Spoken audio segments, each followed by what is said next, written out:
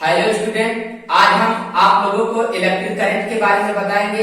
Electric current के बारे में जानने से पहले आप लोगों को यह जानना जरूरी है कि परमाणु क्या होता है। परमाणु वह छोटा सा छोटा कण है जिसके अलावा उसको विभाजित नहीं कर सकते। ठीक है, परमाणु पदार्थ का वह छोटा सा छोटा कण है जिसके अलावा उसको विभाजित नहीं कर सकते। इसका क्लासिकल थ्योरी देखिए, जैसे आप लोग पिछली कक्षा में पढ़ चुके होंगे। परमाणु क्या होता है? गोलाकार होता है ना। तो हम बना दे परमाणु गोलाकार होता है ना।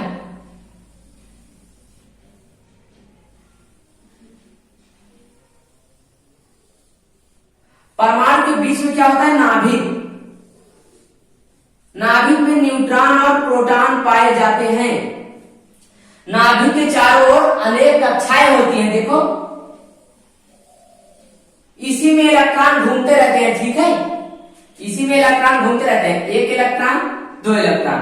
जानते ही हो पहली कक्षा में कितने इलेक्ट्रॉन होते हैं? दो इलेक्ट्रॉन। अगली कक्षा में 8 इलेक्ट्रॉन। एक इलेक्ट्रॉन, दो इलेक्ट्रॉन, तीन इलेक्ट्रॉन, चार electron, 5 electron, 6 electron, 7 electron, 8 electron. ऐसे फिर अगली कक्षा में 8 इलेक्ट्रॉन होंगे ना। और आप लोग यह भी जानते हैं कि किसी विद्युत उदासीन परमाणु में प्रोटॉनों की संख्या इलेक्ट्रॉनों की संख्या के बराबर होती है। ठीक है, पी की संख्या, प्रोटॉन की संख्या बराबर इलेक्ट्रॉन की संख्या किसमें होती है? बराबर विद्युत उदासीन, जिसमें कोई चार्ज ना हो। जैसे एग्जांपल के लिए देखिए, सोडियम। सोडियम में कितने प्रोटॉन होते हैं? 11। यही इसका परमाणु क्रमांक होता है। ठीक है, इसका परमाणु क्रमांक होता है। अब 11 प्रोटॉन है, 11 प्रोटॉन है, जो कि देखिए उदासीन है, इस पर कोई चार्ज नहीं लगा है, प्लस माइनस ना। इसीलिए इसमें कितना होंगे? 11 इलेक्ट्रॉन होंगे। समझ में आया? प्रोटॉन पर धन आवेश होता है। ठीक है, प्रोटॉन पर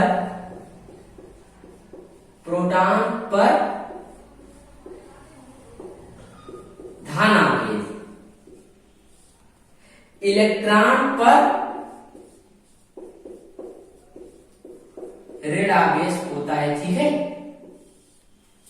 अब बताइए सोडियम में कितने इलेक्ट्रॉन है? सोडियम में इलेक्ट्रॉन बराबर कितने हैं? 11। अब बताओ, अगर एक इलेक्ट्रॉन निकाल दे तो क्या होगा? बताओ, एक इलेक्ट्रॉन निकालने पर, एक इलेक्ट्रॉन निकालने पर शेष इलेक्ट्रॉन बराबर कितने हुए? 10। अब देखो, इलेक्ट्रॉन पर तो ऋण आवेश है। अब देखो, इलेक्ट्रॉन पर तो ऋण आवेश है, हम ऋण लगा देंगे ना। और एक इलेक्ट्रॉन निकाल के कितना बचा? -10। अब बताओ कौन ज्यादा बड़ा है? -11 की -10? -10 बड़ा होगा। ठीक है, अब -10 बड़ा है, इसका मतलब क्या हुआ? देखो, एक पॉजिटिव हो गया, धनात्मक हो गया ना। देखो, अगर -11 में से एक इलेक्ट्रॉन निकाल के कितना हुआ? -10। -10 का मतलब एक इलेक्ट्रॉन निकल गया और एक इलेक्ट्रॉन निकला, इसका मतलब एक बड़ा हो गया। इसको कहते हैं धन आवेश। अगर इलेक्ट्रॉन निकल गए उसको कहते हैं क्या? धन आवेश। ठीक है, लिख दे रहे हैं, इलेक्ट्रॉन निकलने पर धन आवेश बनता है। और देखो, जैसे क्लोरीन ले लो, क्लोरीन का परमाणु क्रमांक 17 होता है ना। इसमें प्रोटॉन कितने होंगे? 17। इलेक्ट्रॉन कितने होंगे? 17। अगर इसमें देखो, इलेक्ट्रॉन 17 है, इलेक्ट्रॉन पर कौन सा आवेश होता है? ऋण आवेश, तो यहां -17 लगाओगे। अब बताओ, इलेक्ट्रॉन और एक इलेक्ट्रॉन दे दो। एक इलेक्ट्रॉन देने पर बताओ,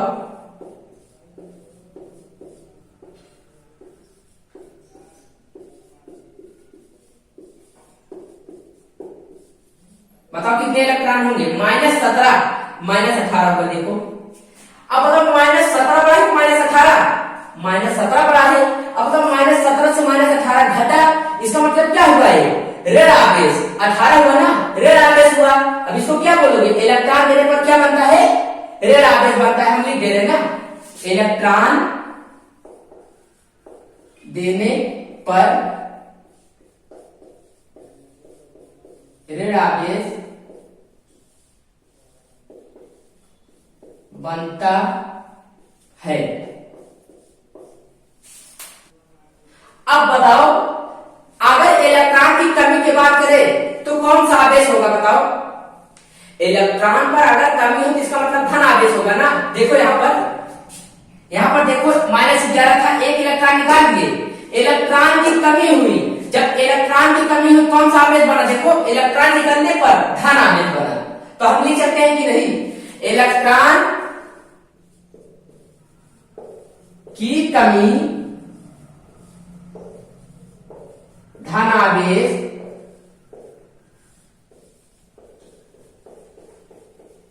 बताता है।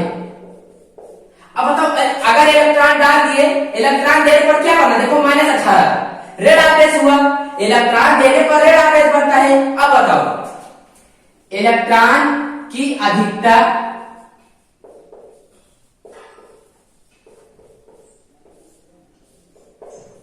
ऋण आवेश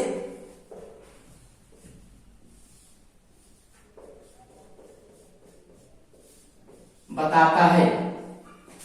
लिख लीजिए इसको ध्यान देना बार ठीक है, कि इलेक्ट्रॉन की कमी धन आवेश, इलेक्ट्रॉन की अधिकता ऋण आवेश, ठीक है। इलेक्ट्रॉन की कमी धन आवेश, इलेक्ट्रॉन की अधिकता ऋण आवेश को बताता है। इसको ध्यान देना, ठीक है। सवाल करने में इसका बहुत ज्यादा उपयोग होगा, ठीक है।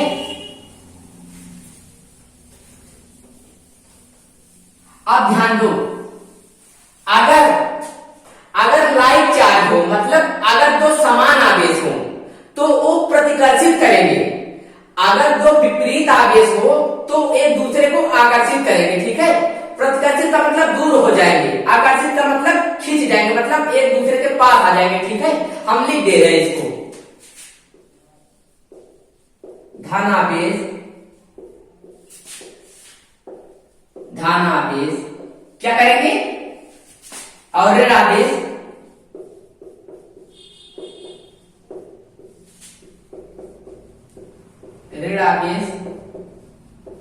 एक दूसरे को क्या करेंगे,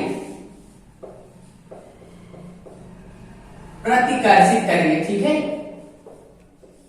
और धन आवेश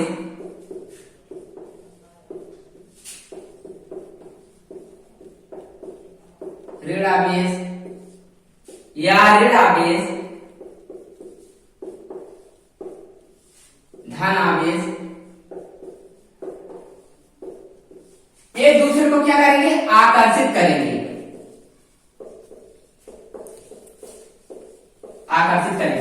लिख लीजिए इसको, ध्यान देना इसको।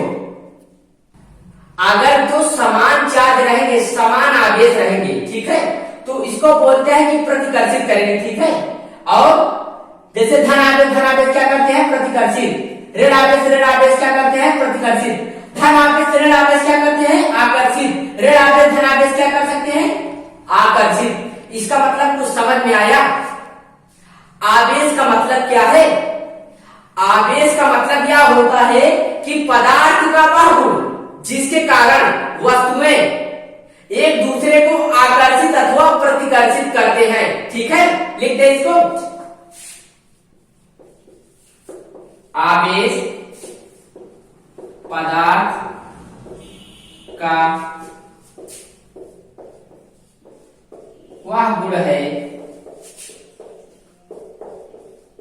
जिसके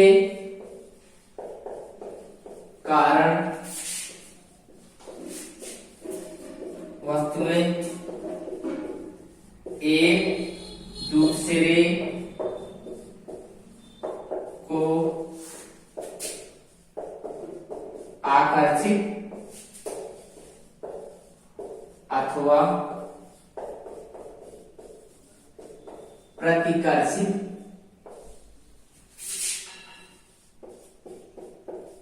करते हैं। लिख लीजिए।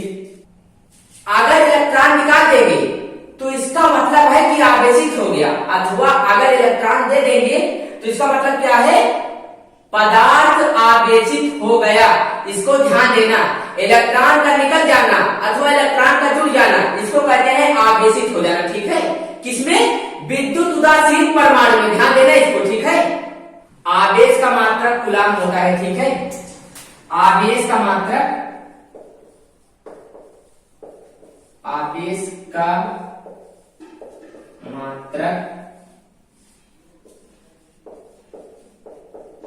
कूलाम होता है। इसे Q से प्रदर्शित करते हैं, ठीक है, प्रदर्शित करते हैं। इसका एक फार्मूला होता है, Q बराबर Ne।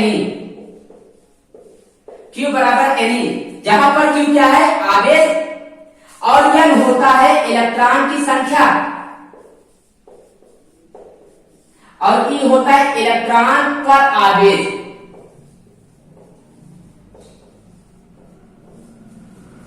Q क्या है, कुल आवेश, ठीक है।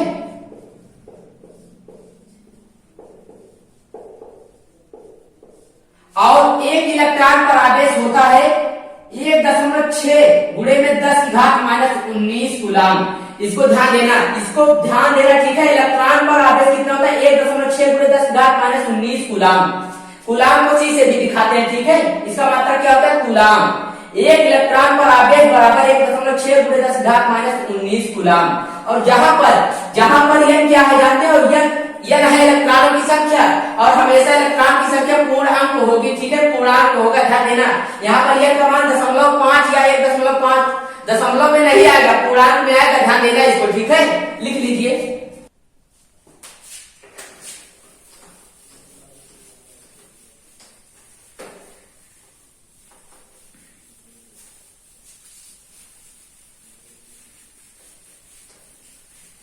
E बराबर इलेक्ट्रॉन पर आवेश। इलेक्ट्रॉन पर आवेश कितना होता है, 1.6 गुणे 10 की घात -19। इसको ध्यान देना, ठीक है।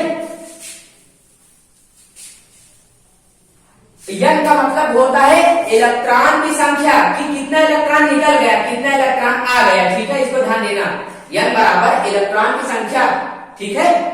जैसे इलेक्ट्रॉन की अधिकता हो जाए तो उसका मतलब भी N हुआ। जैसे कह दे कि 10 इलेक्ट्रॉन की अधिकता है, तब भी N का मान 10 हुआ। अगर पूछ ले, अगर कह दे 15 इलेक्ट्रॉन की कमी है, तब भी N का मान 15 हुआ, ठीक है। समझ में आया।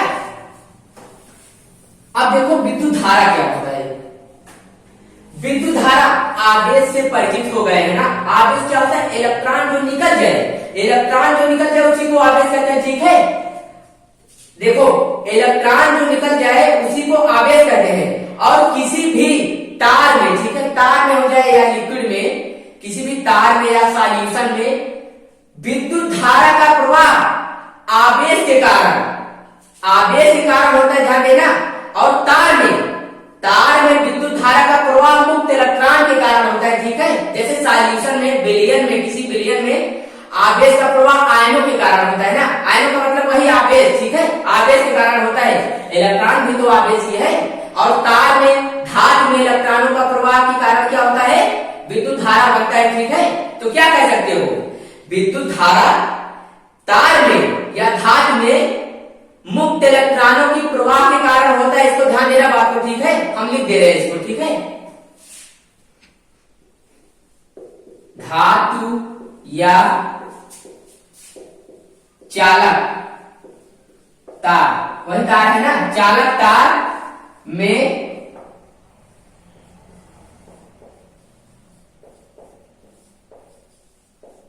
विद्युत धारा का प्रवाह मुक्त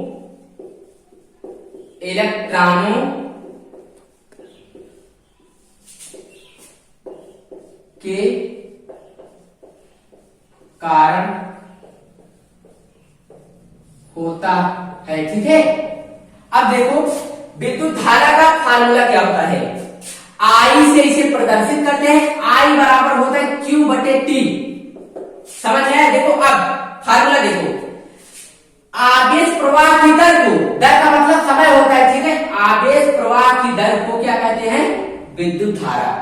समझ में आया? फिर से समझो, आवेश प्रवाह किधर को विद्युत धारा कहते हैं। क्यों? अगर आवेश प्रवाह होगा तभी तो विद्युत धारा बनेगा, ये तो बार बार बता रहे हैं। तो हम लिखते हैं इसको, आवेश प्रवाह की दर को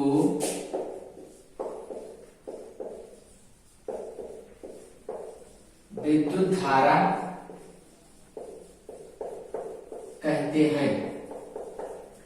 इसे I से प्रदर्शित करते हैं, इसे I से दर्शाते हैं। ठीक है, इसका मात्रक एम्पियर होता है, ध्यान देना, एम्पियर। ठीक है, ए से दिखाओ चाहे एएमपी से। ठीक है, लिख लो इसको, विद्युत धारा अदिश राशि होता है।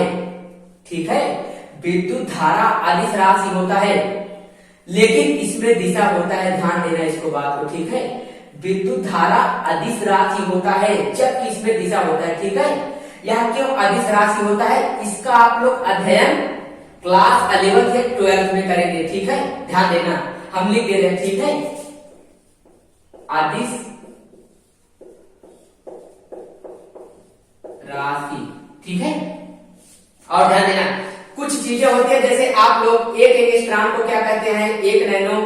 ठीक है, 1 मिलीमीटर, ऐसा ध्यान देना, हम लिख दे रहे हैं, इसको लिख लो, 1 एंगस्ट्रॉम बराबर 10⁻⁻10। ठीक है, 1 नैनो बराबर 10⁻⁻9, 1 माइक्रो बराबर 10⁻⁻6, 1 मिली बराबर 10⁻⁻3। इसको लिख लो। ठीक है, अगर यहाँ पर मीटर लगा दो, ठीक है, यहाँ पर मीटर लगा दो, यहाँ पर मीटर लगा दो, यहाँ पर भी मीटर, तो इसका मतलब यहाँ पर भी मीटर लगा दो। ठीक है, मीटर मीटर ना, समझ में आ रहा है? अगर यहाँ पर किलोग्राम हो तो यहाँ पर भी किलोग्राम लगा देना, 1 एंगस्ट्रॉम किलोग्राम बराबर 10⁻10 किलोग्राम ना, ऐसे होगा। ठीक है, इसको लिख लो आप लोग। क्वेश्चन देखिए, ध्यान देना, यह को क्या कहते हैं, इलेक्ट्रॉनों की संख्या। I का मतलब होता है धारा, Q का मतलब होता है आवेश, T का मतलब होता है समय, और सभी को ध्यान देना एमकेएस पद्धति, मतलब एसआई पद्धति में लिखना है। ठीक है, ध्यान देना, एसआई पद्धति में। T को सेकंड में रखना है, I को एम्पियर में, Q को कूलाम में रखना है। ठीक है, माइक्रो लगा हो, अगर माइक्रो नैनो लगा हो उसको हम चेन निकाल देंगे। ठीक है, जैसे 1 माइक्रो कूलाम हुआ तो उसको 10⁻⁻6 में चेन निकाल देंगे ना। सवाल देखो, एक कूलाम आवेश में कितने इलेक्ट्रॉन होंगे। देखो, अब देखो, एक गुलाब देखो टोटल आवेश है, कुल आवेश है, इसका मतलब है Q का मान है ना, Q बराबर 1 कूलाम। ठीक है, और सब लोगों को पता है E का मान कितना होता है, सब लोगों को पता है ना, 1.6 × 10⁻19 कूलाम। अब देखो N का मान हमें पूछ रहा है, तो सबको पता है फार्मूला, Q बराबर क्या होता है, NE। समझ में आया? अब यहां से हमें N निकालना है। ठीक है, हम लिख सकते हैं NE बराबर Q। अब बताओ N को, यहाँ N को सब्जेक्ट बना लो, E को भेज दो नीचे, N बराबर क्या बनेगा, Q बटे में E, और Q का मान सब लोग देख लो, 1 कूलाम बटे में E का मान कितना है, 1.6 × 10⁻19। ठीक है, अब इसको हल करना तो आप लोगों को आता होगा। ठीक है, देखो पहले इस घात को ऊपर ले जाओ तो क्या बनेगा, ये 10⁻19 बन गया अपान 1.6। समझ में आया? अब देखो यहां से दशमलव हटा दो, देखो यहां से दशमलव हटा दो, क्या बनेगा, देखो अगर यहाँ 10 से गुणा किए तो यहाँ पर भी 10 से गुणा कर देंगे ना, यहाँ पर भी 10 से गुणा। अब देखो ए बन गया क्या, 10 × 10⁻19 अपान में 16। ठीक है, अब 10/16 को दशमलव में चेंज करो ना, देखो 10/16 को क्या लिख सकते हो, 2 × 10, 2 × 8 16। अब 8 से 5 में भाग में देखो कितना आएगा। पहली बात तो दशमलव लगाओगे ना, देखो 8 तो ज्यादा है, 5 से दशमलव लगाए, एक जीरो बढ़ाए, 8 6 48, कितना बचेगा 2 बचा, फिर जीरो बढ़ाओ, 8 दूना 16, अब कितना बचा 4, 4 बचा ना, 4 बचा यहाँ पे। अब देखो कितना करेंगे, 4 बचा है, एक जीरो बढ़ा दो, अब कितनी बार जाएगा 8 5 6 40, 40 आया, 40 का मतलब 40 से 40 कट गया, 0.625 आया इसका मान, ठीक है। कितना आया 0.625 गुणे में 10 की घात 19, ठीक है। अब देखो एक चीज हम आप लोगों को बता रहे हैं, अगर दशमलव को हम राइट साइड लेकर जा रहे हैं तो घात में कमी करना है, ठीक है। अगर इधर हम आ रहे हैं लेफ्ट साइड तो घात में प्लस करना है, ठीक है। जितना गए घात में उतना बढ़ा देना। जैसे देखो यहाँ से एक अंक जाना पड़ेगा ना, देखो वैज्ञानिक संकेतन जानते हो ना, अंक के एक अंक के बाद हमें दशमलव लगाना है, ठीक है। तो हम यहाँ से एक अंक पर आएंगे तो बताओ यहाँ पर एक अंक पे आए क्या होगा, इधर आ रहे हैं, इधर आएंगे तो घात में एक घटाएंगे ना, देखो कितना बनेगा 6.25 गुणे 10 की घात माइनस 19, सॉरी 10 की घात 19। अब यहाँ पर एक अंक इधर किसके तो -1 करो, ये तो सब लोगों को पता है ना, 6.25 गुणे 10 की घात 18। अब यहाँ पर ध्यान देना, अब हिम्मत कहना कि ये दशमलव में आया है, देखो 10 की घात 18 भी तो आया है, 10 की घात 18 का मतलब कि 10 के आगे एक के आगे 18 जीरो। अब बताओ इसमें 18 जीरो मतलब एक के आगे 18 जीरो से गुणा करोगे तो दशमलव हट जाएगा ना, समझ में आया, पूर्णांक आ जाएगा, ठीक है। तो यह का मान देखो पूर्णांक आ रहा है, कितना आ रहा है यह का मान 6.25 गुणे 10 की घात 18। अब ध्यान देना इसका मात्रक मत लिख देना, ठीक है, इतना तो इलेक्ट्रॉन होगा ही ना, इतना इलेक्ट्रॉन है, ठीक है। समझ में आया, इसको लिख लो, ठीक है।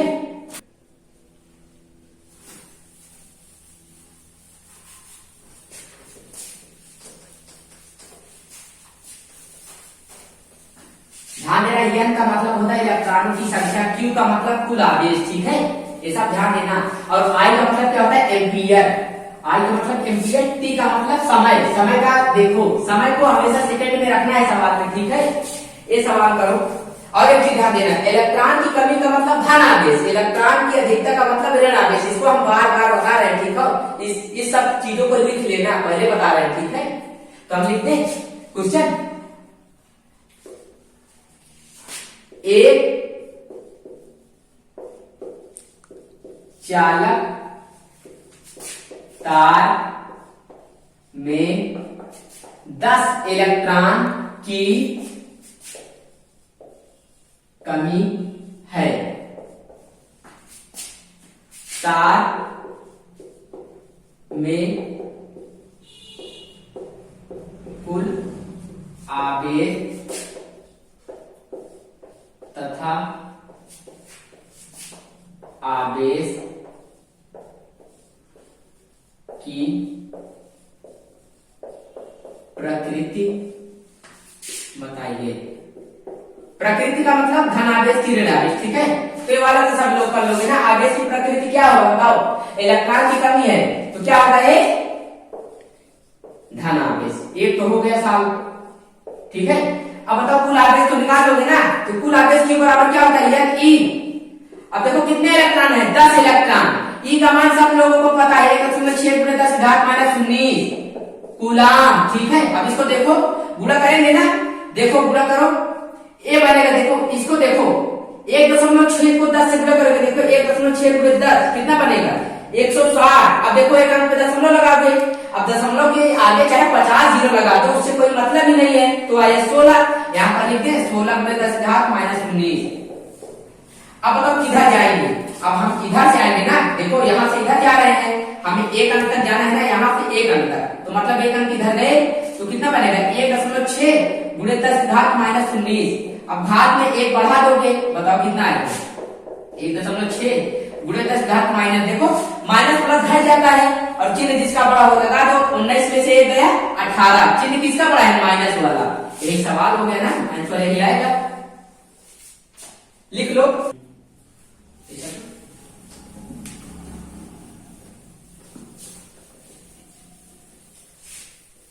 ध्यान देना, धन आवेश का मतलब इलेक्ट्रॉन की कमी, ऋण आवेश का मतलब इलेक्ट्रॉन की अधिकता है। इन सब बातों को नोट कर लेना, ठीक है। आई का मतलब एम्पीयर, ठीक है। टी का मतलब समय, सेकंड में, ठीक है। एक क्वेश्चन करो, एक चालक तार में कुल आवेश 8 × 10⁻⁻⁹ कूलाम है,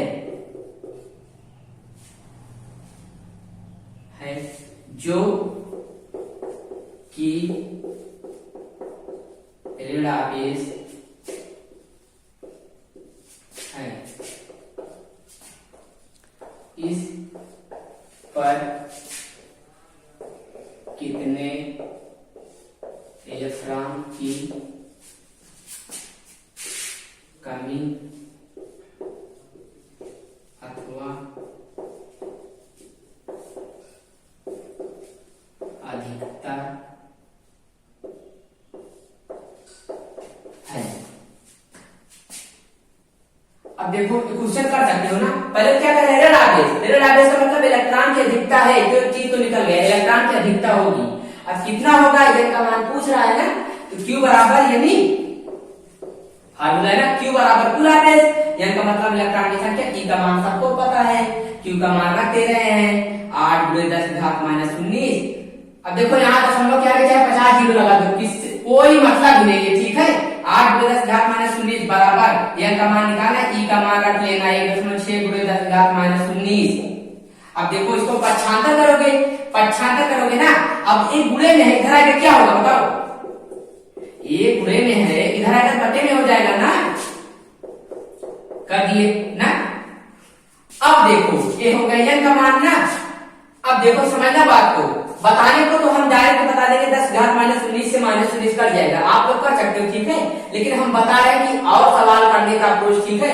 देखो ऐसा करो इसको, 8/1.6 गुणे में 10⁻⁻⁹।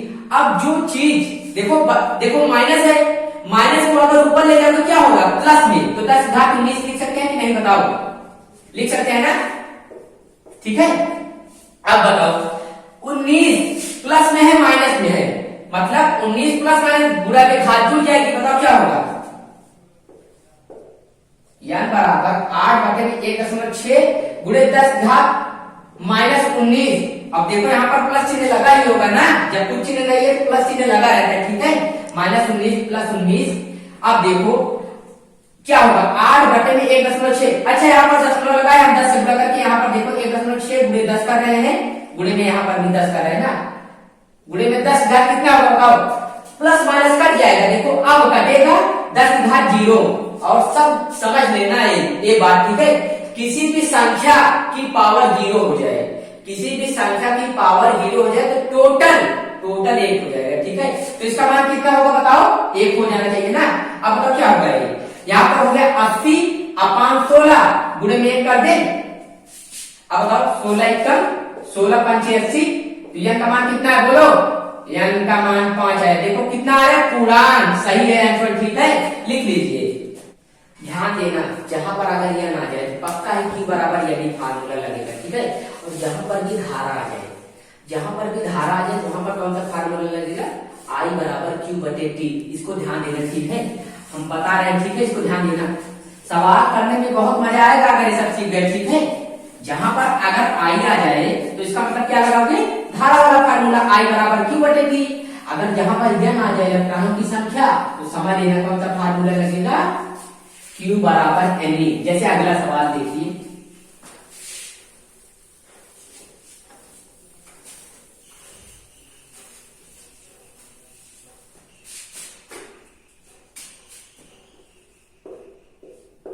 एक चालक तार में 3.5 एम्पीयर की धारा 8 मिनट तक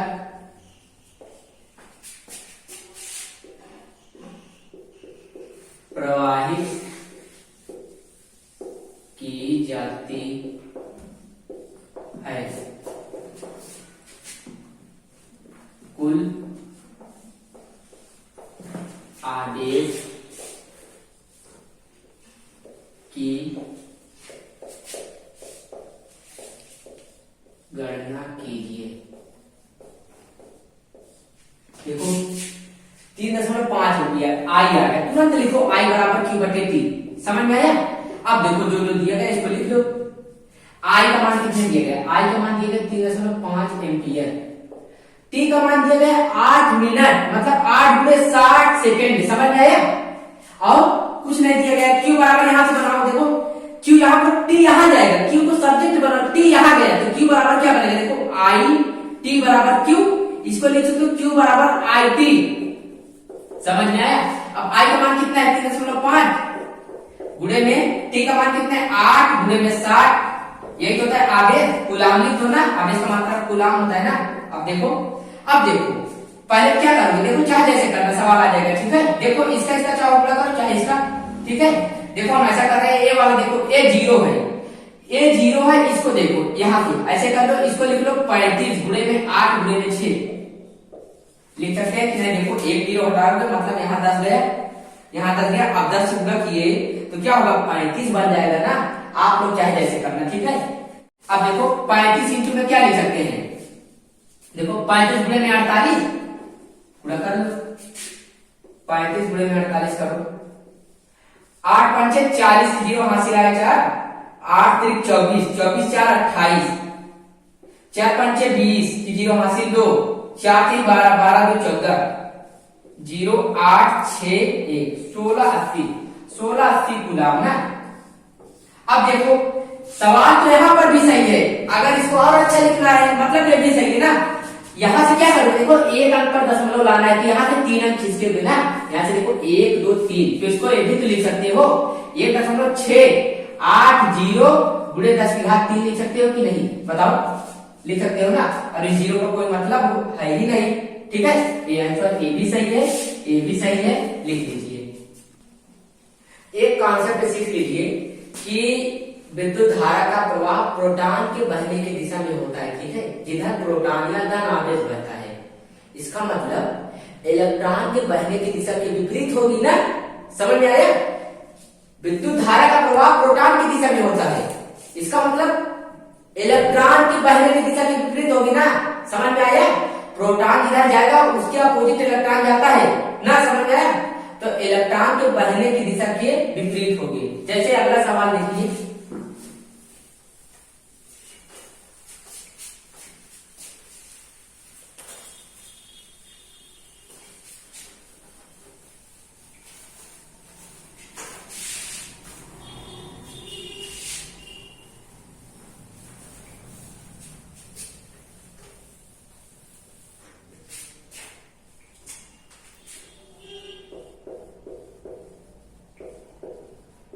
एक चालक तार में 10 की घात 8 इलेक्ट्रॉन ए से बी की ओर 10 की घात -4 सेकंड तक प्रवाहित होते हैं। चालक तार में प्रवाहित धारा तथा दिशा क्या होगी? बताओ। देखो इसमें पहली बात तो देखो धारा का विमान पूछ ले रहा है, समझ लो बात को। और साथ में यन का विमान दे दिया गया है ना 10 घात 8 इलेक्ट्रॉन। देखो यन का मान दिया गया है ना, देखो जो जो मिला है उसको लिख लो। देखो यन का मान कितना मिला है 10⁸ टी का मान 10⁻⁴ और कुछ देखो और कुछ नहीं मिला है। अब हमें तो पता है आई बराबर क्या होता है क्यू बटे टी, लेकिन देखो यहाँ पर क्यू डायरेक्टली नहीं दिया गया है तो हमें ये भी तो पता है क्यू बराबर क्या होता है यानी ना, तो डायरेक्ट रखो यानी बटे टी, रख दो सवाल आ जाएगा। ये का मान कितना है 10⁸ टी का मान सब लोगों को पता है 1.6 × 10⁻⁹ टी का मान कितना है बोलो 10⁻⁴ सेकंड ना। अब देखो इसको कर लोगे ना, इसको छेड़ना मत, देखो 1.6 को ऐसे लिख देना, ठीक है। देखो 1.6 गुणे, देखो एक प्लस है ये माइनस है, ऐसे लिख सकते हैं 10⁸ गुणे 10⁻⁹। अब देखो इस वाले को भी ऊपर लिया 10⁴ कर देना, देखो माइनस में है तो ऊपर जाएगा प्लस हो गया ना। अब देखो 1.6 आएगी, देखो इसको देखो पहले प्लस प्लस को जोड़ो 10⁻12 हो गया ना। देखो 8 4 12 इंटू में 10⁻⁻⁹। अब देखो 1.6 गुणे 10⁻⁻⁹, देखो माइनस प्लस क्या होगा, यहाँ पर प्लस है ना, माइनस प्लस माइनस घटेगा, 19 में से 12 गया 7, तो 10⁻⁻⁷ आएगा, माइनस का चिन्ह बड़ा है, यही एम्पियर होगा आई का मान। अब बताओ डायरेक्शन किधर होगा, बताओ डायरेक्शन किधर होगा। डायरेक्शन देखो हम बताए थे इलेक्ट्रॉन जिधर बह रहा है उसके विपरीत, धारक की दिशा इलेक्ट्रॉन के बहने की दिशा के विपरीत। जब ए से बी बह रहा है, जब ए से बी इलेक्ट्रॉन जा रहा है बताओ, तो इसका मतलब बी से क्या आएगा, धारक हो जाएगा। तो लीजिए ना, धारक की दिशा बी से ए की ओर होगी, लिख लीजिए।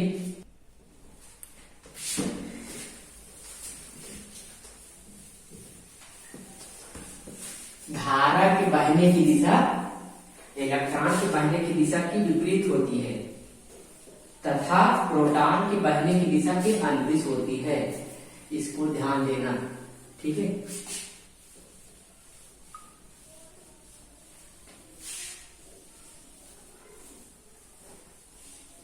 उससे देखिए एक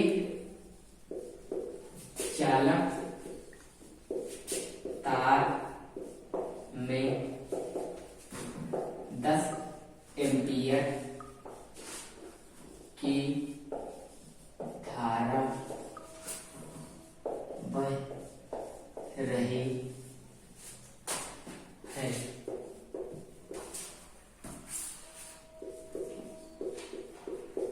प्रति सेकंड चालक तार से प्रवाहित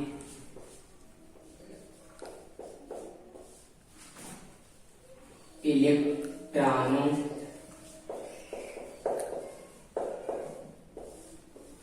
की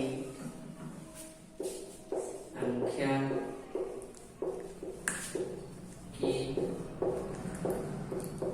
गणना कीजिए। देखिए इस सवाल में क्या कह रहा है, देखो इसमें देखो यन का मान दिया है आई का मान, ठीक है। तो हम पहली बात तो आई वाला फार्मूला पता है ना, आई बराबर की बटा ठीक। और देखो यन का मान क्या है, आई देखो आई तो ऐसे लिखोगे, क्यू की जगह यन ही लिख सकते हो ना बटे टी। अब देखो हमें क्या पूछ रहा है, यहाँ से यन का मान पूछ रहा है ना। अब जो जो मिला इसको लिखो, देखो आई का मान कितना मिला है बताओ 10 एम्पियर, टी का मान देखो कितना मिला है, टी का मान मेरा प्रति सेकंड, तो 1 सेकंड, समझ में आया। और कुछ कह रहा है ई का मान सब लोगों को पता है क्या होता है 1.6 × 10⁻⁻⁻⁰ कूलम। अब देखो हमें एन चाहिए तो पहले इसका इसमें गुणा कराओगे ना, जो चीज बटे में रहता है इधर गुणा, तो आई टी बराबर यानी इक्वल टू आई टी, समझ में आया। तो एन का मान क्या होगा आई टी बटे में ई, रख दो, देखो अब सवाल आ जाएगा आई का मान टी का मान ई का मान रखो। एन बराबर आई का मान कितना है 10 एम्पियर, टी का मान 1 सेकंड, ई का मान 1.6 × 10⁻⁻⁰, समझ में आया। अब देखो इसको इस तरह करो, अब देखो 10 को ऐसे रहने दो, 10 बटा 1.6 × 10⁻⁻⁰ ना। अब देखो यहाँ पर 10 से गुणा कर दो ना, देखो दशमलव हटाना है बताए थे, यहाँ पर भी 10 से गुणा करो, यहाँ पर भी 10 से गुणा कर दो, कितना बनेगा देखो, ये बन गया कितना 100/16, भाग करके देखो 16 से 100 में 16 छक्का 96 आया कितना 4 ना, दशमलव लगाओ, जीरो बढ़ाओ, 16 दूना 32, 8 आया, जीरो बढ़ाओ, 16 पंचे 80, कट गया, 80 से कट गया ना, कितना आया 5 आया। इसका मान कितना देखो टोटल का, टोटल देखो ये बराबर 100/16 गुणे 10 घात 19 ना, समझ में आया, बराबर कितना होगा 6.25 गुणे 10 घात 19। देखो दशमलव एक अंक पर लगा है, एन का मान ध्यान देना, एन का कोई मात्रक नहीं होगा, ठीक है, समझ में आया। देखो अब इसको मत करेंगे, यहाँ दशमलव आ गया, देखो घात 10 घात 19 मतलब एक के आगे 10 जीरो, तो 10 एक सॉरी एक के आगे 19 जीरो, बताओ दशमलव हट जाएगा ना, देखो हट जाएगा ना, तो लिख लो। उम्मीद है आप लोगों को समझ में जरूर आया होगा। अगला लेक्चर विद्युत विभव विभवांतर पे रहेगा, ओम के नियम पे रहेगा ना, तो थैंक यू।